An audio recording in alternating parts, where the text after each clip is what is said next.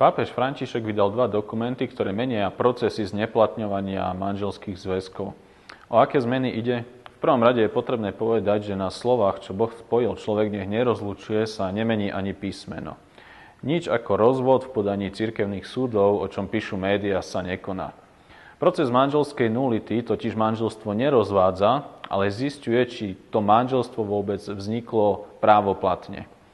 Cirkevné právo totiž pozná viacero dôvodov, kvôli ktorým manželstvo nemuselo vzniknúť právoplatne, aj keď na prvý pohľad prebehlo v kostole, pred kňazom a zdá sa, že všetko bolo v poriadku. Cieľom zmien nie je zneplatňovať manželské zväzky ako na bežiacom páse, ale zjednodušiť a urýchliť procesy.